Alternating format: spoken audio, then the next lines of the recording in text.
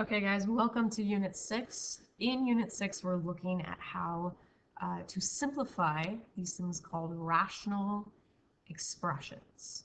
Okay, so a rational expression could look like something like this. Okay, so I have one expression divided by another expression. So it's a rational expression because it's a ratio of those two polynomials. Okay, so it's one polynomial being divided by another polynomial.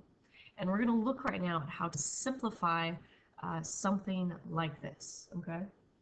So here's what we're going to do to start. I have three kind of quick and easy steps for how to simplify these things. So first we'll factor, okay, all the way back in Unit 2, we'll factor the numerator and the denominator completely, okay? So first step is to factor. Then we're going to do this thing called finding restrictions on the domain, okay? So restrictions, meaning things that I cannot plug in to the domain. Remember, our domain is our x values. So what are numbers I'm not allowed to plug in to x? Well, what kinds of numbers would those be? Well, if I'm thinking of this division problem, recall that I cannot have 0 in the denominator. This is not allowed, because when this happens, my expression is undefined. Okay, we don't have a definition for this in math when we have 0 in the denominator. So any number that I plug in for x that makes the denominator 0 is not going to work. I'm not allowed to plug that number in then. So for this expression, my restriction, or the number I'm not allowed to plug in, is -2. And you can see if I did plug in -2, that would definitely make the denominator equal to 0. Okay, so here is what I would call my restriction. Okay, I cannot plug it in because it makes the denominator 0. All right, so first you factor, then you find your restrictions, and then the very last thing you do is you actually simplify by crossing out any factors that the numerator and denominator have in common, so anything that's similar between the numerator and the denominator. So let's look at some specific examples.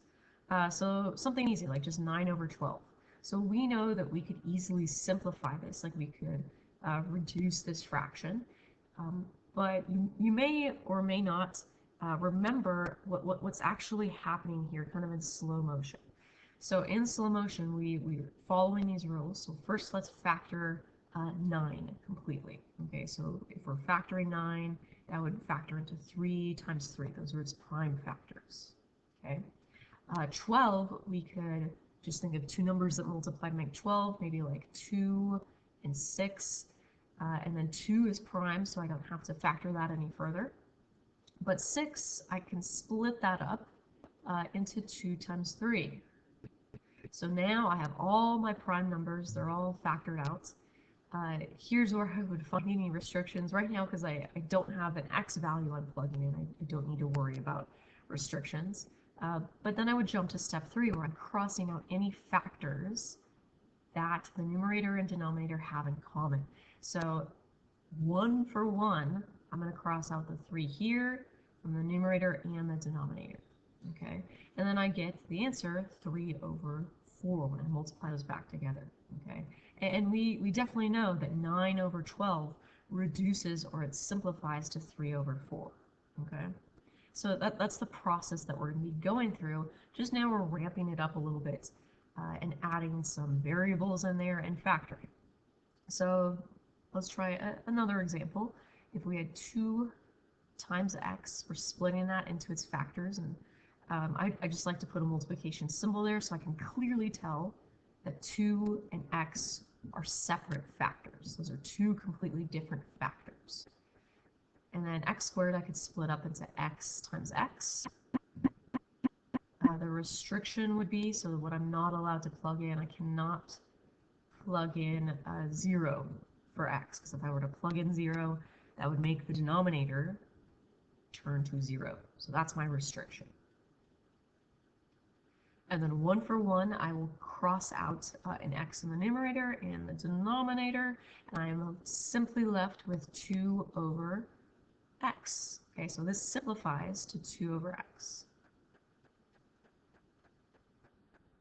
Okay, and then finally something probably more like what you're going to see for the problems that you're doing, where we actually have to do some real factoring. Okay, so let's say I have the numerator here, and maybe you might recognize this as like a simple ABC, right? So you're like, ah, okay, this is definitely going to factor into 2 binomials. Same thing with the denominator. We get 2 binomials there. And here we start x for both of the binomials, and we're just thinking of 2 numbers and multiply to make 12, and they add up to make 7. So that would be positive 3 and positive 4. And then in the denominator, I'm thinking of 2 numbers that multiply to make 6, and they add up to make 5, and that would be positive 2 and positive 3. Okay, next thing, so step number 2, now I'm finding any restrictions. So what am I not allowed to plug in for x? Okay. One kind of trick you can use is if you just focus in on the factors in the denominator. I don't care about the factors in the numerator because 0 can be in the numerator.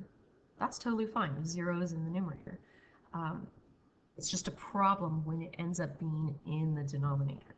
So I can take each of those factors and separately set them equal to 0 and then solve. So I get x equals negative 2. So that is actually one of my restrictions, okay?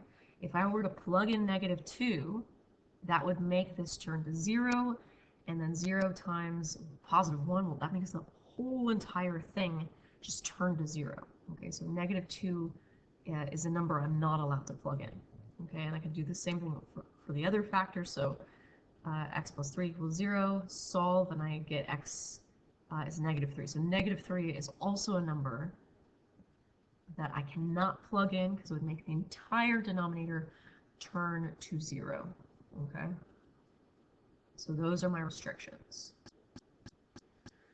Beautiful. So now that I've found my restrictions, I can go ahead and cross out anything that these have in common. And it looks like the only 2 factors that are in common are x plus 3. So I can cross those out 1 for 1, and I'm left with x plus 4 all over x plus 2. Okay. Now I want to address something really quickly. Something that you might be tempted to do at this point, okay? Because you kind of get a little cross out like crazy, and you're like, oh, I could simplify the 4 and the 2, right? Like I could cross these out and simplify this to 2 over 1. Don't do this, okay? So just big warning that you are not allowed to do this because since there's addition and subtraction, or subtraction, addition or subtraction, going on between 2 terms, okay, 2 or 3 or 4, however many terms, we understand in mathematics that there's like an invisible set of parentheses around these numbers, okay? So because there's parentheses around them, we can't jump inside the parentheses and start crossing stuff out like that, okay? So we can't jump inside the parentheses and begin crossing things out. And then what I guess one little proof that I'll show you to show you why you can't do that. Let's say we had x plus 4 over x plus 2, okay, right? And we have what maybe you tried to simplify this to, which was x plus 2 over x plus 1, okay? We know that if you simplify correctly, if you simplify the way that you should, you get something that's equivalent, that's equal. So like 9 over 12, it's still equal to 3 over 4. And what I'm going to argue here, I guess, in this little proof is that if you cross this out and simplify it to 2 over 1 like you're not supposed to do, it's actually going to create something that's not equivalent, or it's not equal, okay? And we can prove this by plugging in a number for x. Okay, so let's say we plugged in the number 2 for x, all of these x's. So I get 2 plus 4 over 2 plus 2, and 2 plus 2 over 2 plus 1, and I simplify this down a little bit more, so I get 6 over 4, and 4 over 3. I know that 6 over 4 is definitely not equal to 4 over 3. And we could get like the decimal version of those numbers, right, to see a little bit more clearly that those are not equal. So if we did 6 divided by 4, that's 1.5. And 4 divided by 3 is 1.3 repeating. Those are not equal to each other. So therefore, we cannot do this. We can't jump inside the invisible parentheses here and cross anything out. Because I guess if we were to compare this one, like we know if we divided 9 by 12, we get 0.75. And if we divided 3 by 4, we get 0.75. It stays equal to each other.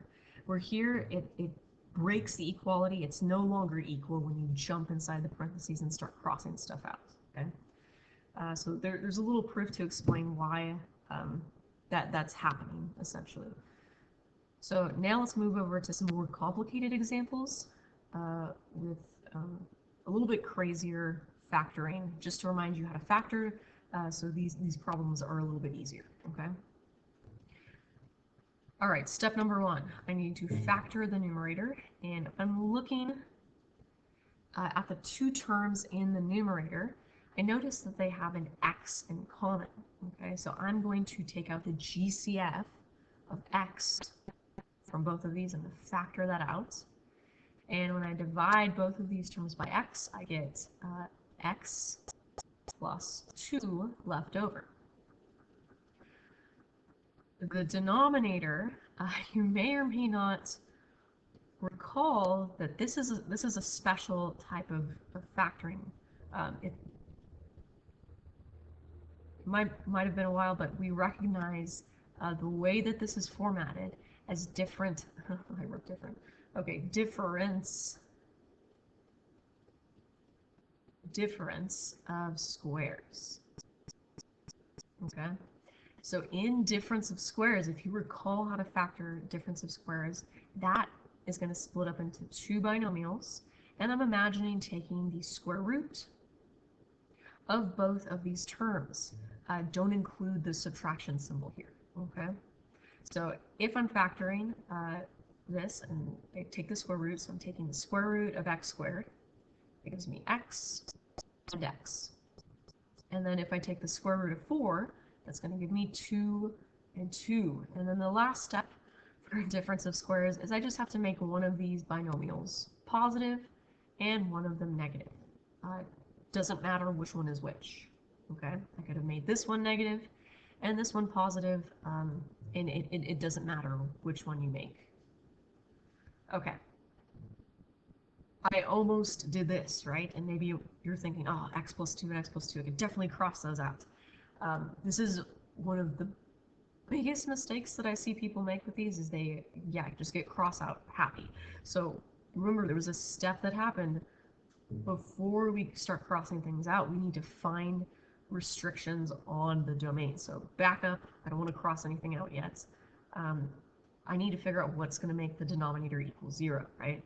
So if I take both of those factors, set them equal to 0, and solve, the numbers I'm not allowed to plug in for x are -2 and +2, okay?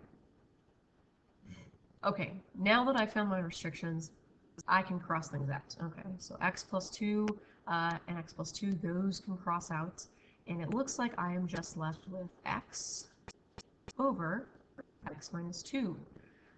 And then, once again, be careful that you don't do this. Don't cross these out. And again, the reason is because there's addition or subtraction there. We understand that there's parentheses around this. I can't jump inside the parentheses and cross those out, okay? So that would actually be my final answer, and that is fully simplified. And just to clarify up here too, this was our final answer. So x plus 4 over x plus 2. That was fully simplified. Okay. For the next two problems, I'm going to encourage you to pause the video, try these out on your own, and then unpause when you are ready. Okay, in the numerator here, I'm scanning the horizon, looking for any GCFs, and I definitely see some GCFs between these two terms. So I can factor out an 8 from both of them, and it looks like I can take out 2 y's from both of them as well. So I can take out y squared. Okay.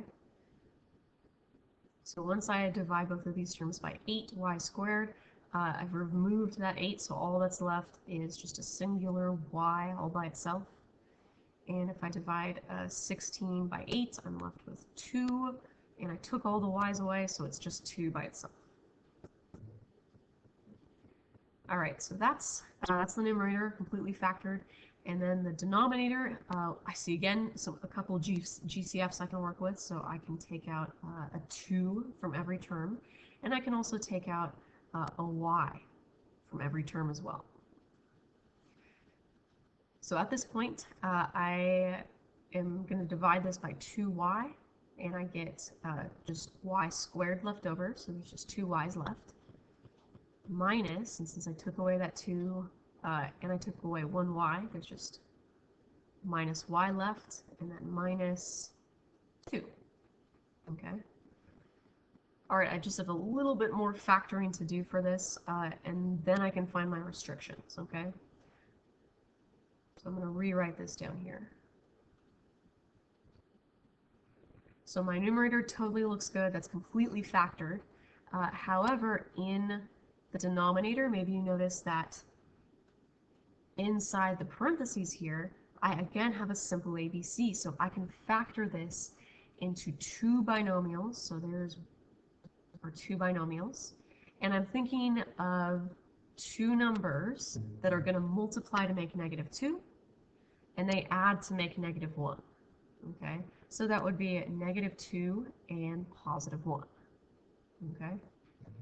All right. At this point, I am now going to work on finding my restrictions. Okay, so I will look at factors 2y, y minus 2, and y plus 1. So 3 separate factors.